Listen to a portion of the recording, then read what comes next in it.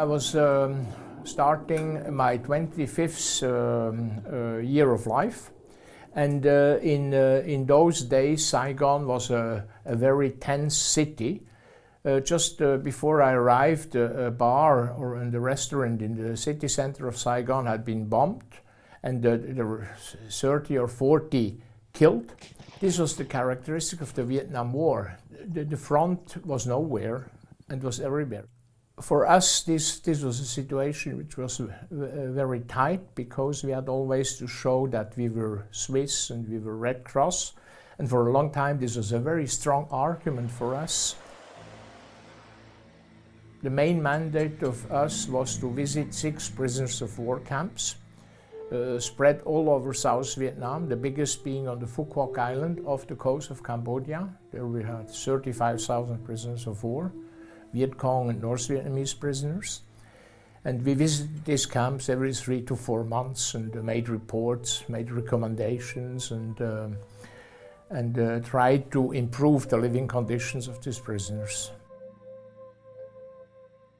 We went to each camp, we spoke with the prisoners and told them, you see, we have tried to do what we could. How do you perceive our action? They said, amazingly, you know, for us, the material factors, the improvements you obtained were not so important. But you were the only institutions and the only individuals which came from outside to be in contact with us. We were occasionally asked to organize relief organizations when populations were, for instance, bombed out of the jungle. When they were staying in temporary locations, we brought their relief together with the South Vietnamese Red Cross.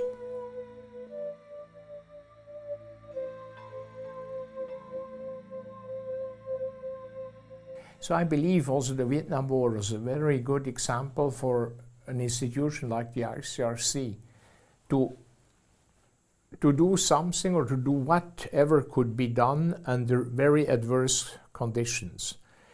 In our case, what was the biggest challenge, and which was also the biggest killing factor, were these bombings on civilian zones in South and North Vietnam.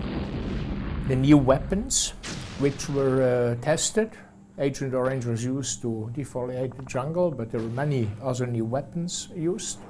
We knew, because we were overflying these zones, sometimes the following morning, they looked like a lunar landscape. And we said, you know, all these people who have died down there,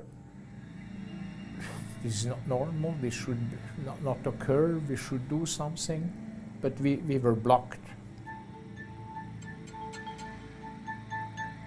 I believe that if anything happens, they know that we would be active on both sides according on the basis of the same criteria.